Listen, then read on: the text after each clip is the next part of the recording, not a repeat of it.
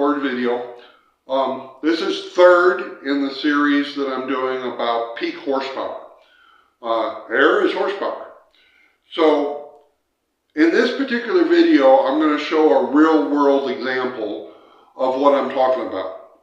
Now, I chose this particular example for several reasons. One, it's not something that I've actually done the dyno test on, so you can go see the dyno testing that's going on this particular motor by somebody else, and that's Eric Weingartner. Weingartner Racing. He has a YouTube channel. It's about small block Chevys mostly. He's done a Cadillac head for me here and there. And he did a dyno mule and some tests of intakes. Now, part of the reason I also chose this is he has a fair amount of data available. He was really good about kind of showing some stuff, and he might actually do some more testing, and you can kind of see what the changes are and how what I'm talking about will affect the motor, and that'll give you a better understanding of how engines work.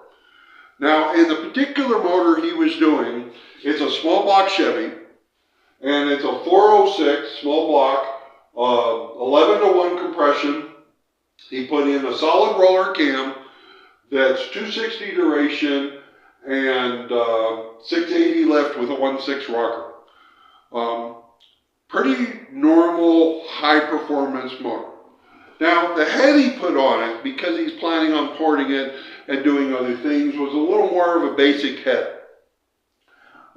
This was a AFR 195-202 as cast head.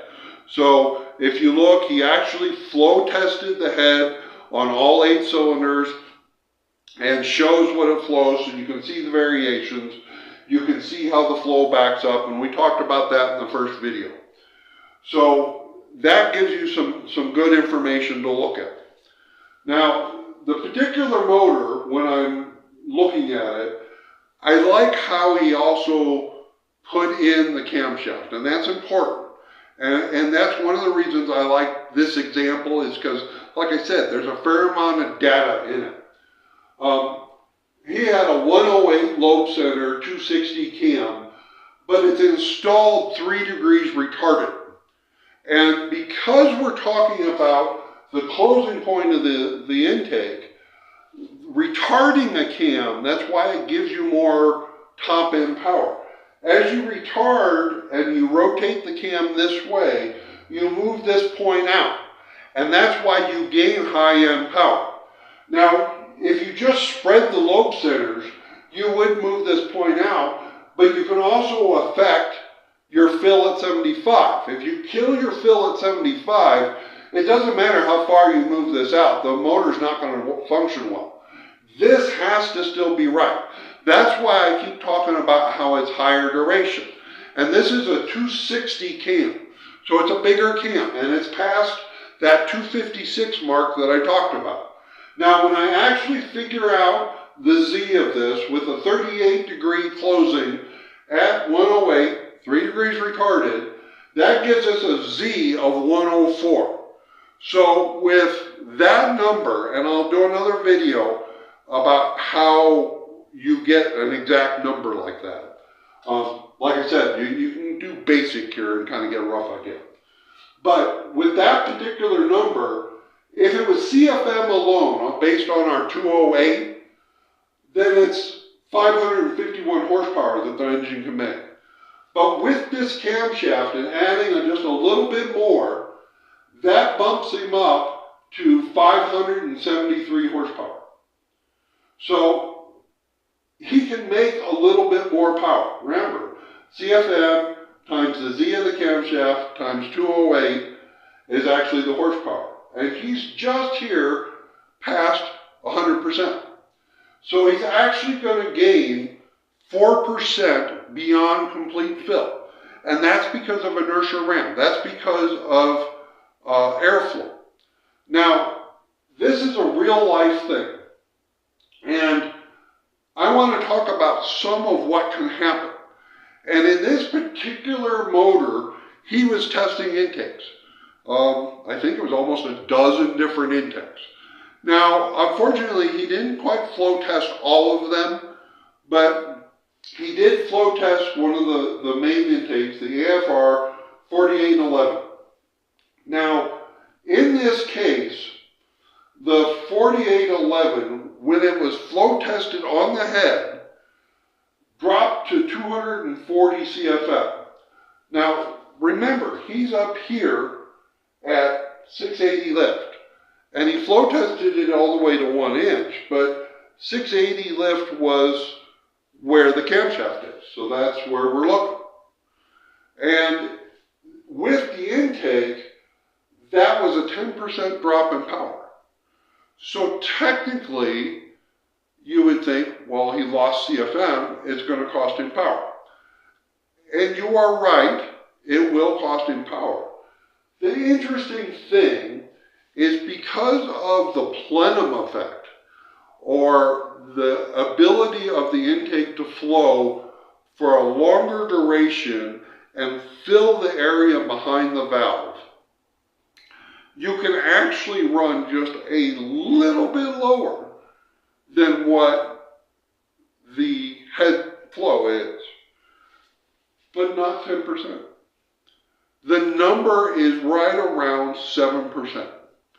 You can only be 7% smaller on the intake with the flow and still get your flow number out of the head and make the horsepower you're expecting to make.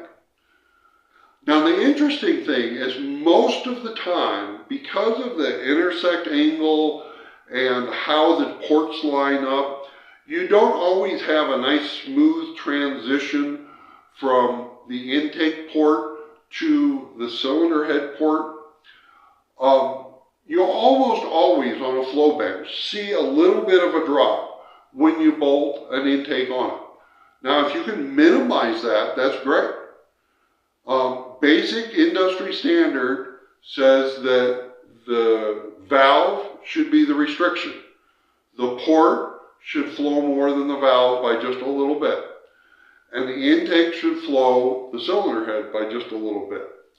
But in a running motor, that's not necessarily the case. Now, that philosophy will maximize what you're going to get at peak power at the cost of some low-end power. Because it's going to, by having the flow set up to where the intake flows more than the port and the valve is a restriction, you will make the most peak horsepower. But it will cost you some low-end horsepower because doing it that way is going to cost you some airspeed at lower RPM. So it's good to know that if you lose just a little bit, you're okay, and that will actually help you make more low-end power. Now, in this particular case, like I said, it dropped 10%. Well, if I refigure that with, 7% is okay, well, that comes out to 257 CFM. Now, with the Z that we have, remember he's running 104, that actually makes it more like 267. 267 CFM, using our number, that's our Z, the flow of the intake, plus the 7% that it can deal with. So there's a 3% loss in this particular intake. But with the 7%, that bumps us up to 267. 267 CFM calculates out to 555 horsepower. That's what we should expect the motor to make. Now that's assuming that the carburetor is big enough to support it. Now in his case, that's another reason I like this particular dyno test, is he had a nice big carburetor on it. So we didn't have to worry about the carburetor throwing a curve into what we're going to see horsepower-wise. Now the interesting thing is on the dyno, it made 554 horsepower. That is mighty close to our 555. That is close enough to be within the error of the dyno test, slight difference in air-fuel ratio, all sorts of things can cost you just 8 horsepower. Just, you know, you could have tested it again and you might have gotten 556. So that shows you that this basic scheme and inertia ram actually controls what it's doing. This also shows you that the intake can cost you power. A lot of times when people are doing intake tests, they're saying, oh, this intake gained me this intake gained me that. It's not a gain. It's not as much of a loss. The head is the limiting factor. The intake needs to keep up. Now, remember, I said this motor has an upper limit of probably about 573 horsepower. And as he starts fussing with other intakes, if he sticks with an ass-cast head, he might wind up porting the head, so that'll throw a wrench in it. But if you look at one of the other intakes that he did, which was really good, a much bigger intake, one of the intakes that he kind of likes, it was a Hurricane intake. It made 566 horsepower.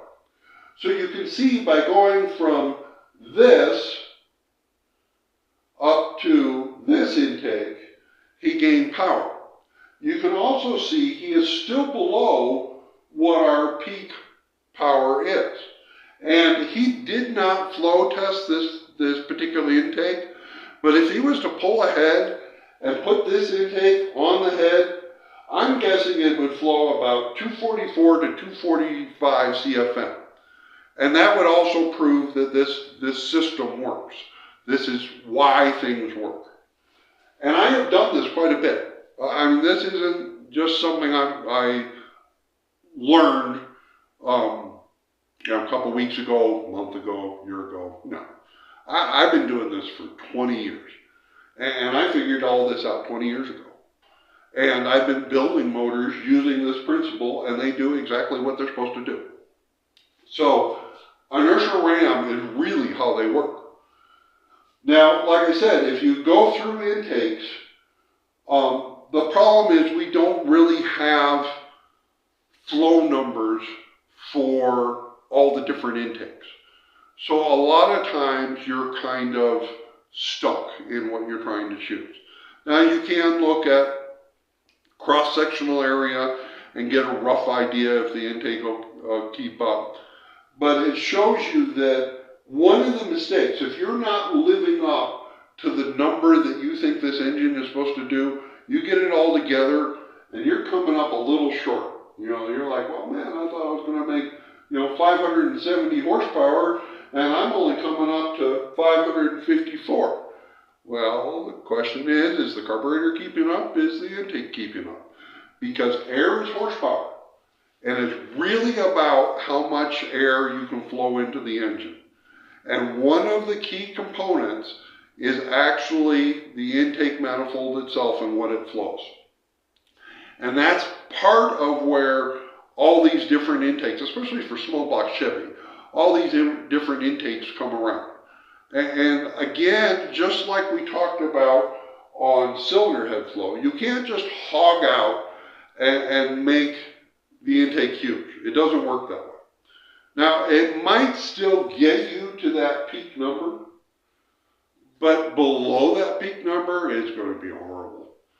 The key to engines is not just airflow. Like I said, part of it is quality. And part of that quality is air speed. And one of the things that I wind up playing with a lot, and maybe we'll do a video on just air speed, but is if a motor isn't quite behaving itself the way I had hoped, or an intake is giving me trouble, usually that's more about air speed. Now, sometimes you can do a simple fix, and that's maybe put a little smaller carburetor on it and increase the air speed. Sometimes you've got to go to a different sort of intake, or you've got to modify the intake in order to try and increase the air speed. If you look at the formula for this, which we'll look at later, one of the variables is RPM. And a lot of guys will tell you, and Eric's good about measuring the length of the runners and whatnot, but one of the variables is runner length and RPM. But that's really about RPM. When you start looking at this, and we're just talking peak horsepower here, peak horsepower is really about flow. It's not about airspeed. Below peak torque, below peak horsepower, certainly when you're trying to hit peak torque, it's really about airspeed. You got to have enough airspeed to deal with this closing point. And so if you look at modern vehicles, that's part of the reason the runners get longer and longer, is because that will help with airspeed. And like I said, we can do a separate video on that. But like I talked about, the main things you're looking at is lift of the cam, airflow of the head, and camshaft Z. And that gets you a number that is pretty close to what you're going to expect to see. And like I said, in this particular example with Eric, we got way close. Like I said, with this particular intake, which was nice to have intake flow, it made 554 horsepower, and the calculated number is 555. So that really shows you this is how things work. And I've done this quite a few times. I crunch numbers on all sorts of engines I can get enough data on, just to make sure. That's how I started figuring out that the intake could be just a little bit smaller. And I was hoping with Eric I was hoping he was going to flow test them all so I could maybe refine that number. 7% is pretty close. Yeah, it might be 6 3/4, but 7% gets you pretty close. And so that's basically how it works. This is a new inertial supercharging. Like I said, it is in the Superflow book, so you can read up on it. It's kind of hard for people to understand. That's part of the reason I'm trying to simplify this. And I can certainly try and do more pieces that expand on it and get a little more intricate for the few of you that might want to actually learn how that goes. Now, most of you, I've already probably lost you. You've probably already tuned out. Or this is going to get you close enough. I mean, the rough number here, just, you know, am I going to be 500 horsepower? Am I going to be 550? This will get you pretty close into the ballpark, and not a lot of math involved, because I know you don't like math. I like math.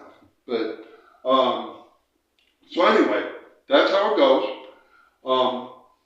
It took me a little while to understand what this gentleman was talking about, and this is really how engines work.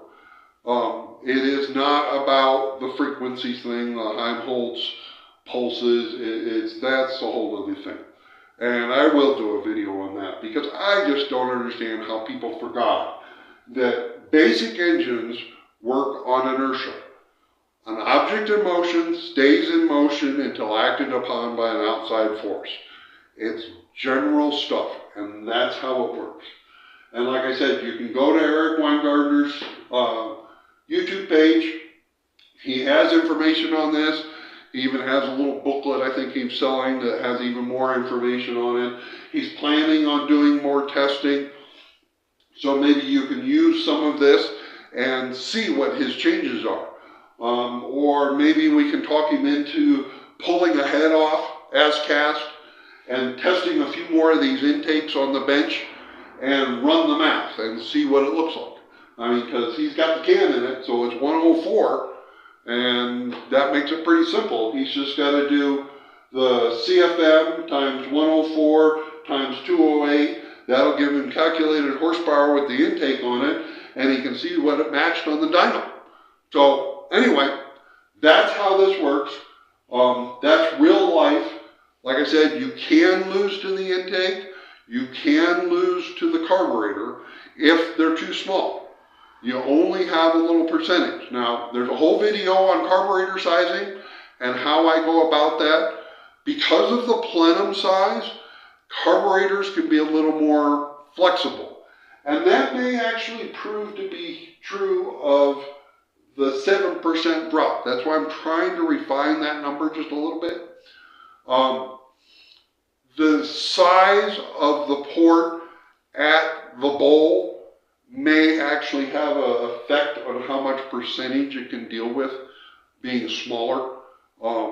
It might be an interesting test to do like one of the big 4V Ford heads, say, with a little 2V intake, and have it flow tested and see if the 7% holds true or if that goes up. You know, that'd be an interesting test. There's lots of tests that I would like to do, but I don't have the money to test everything. So I just keep crunching numbers and I keep doing my math, and that's a basic explanation of how it works.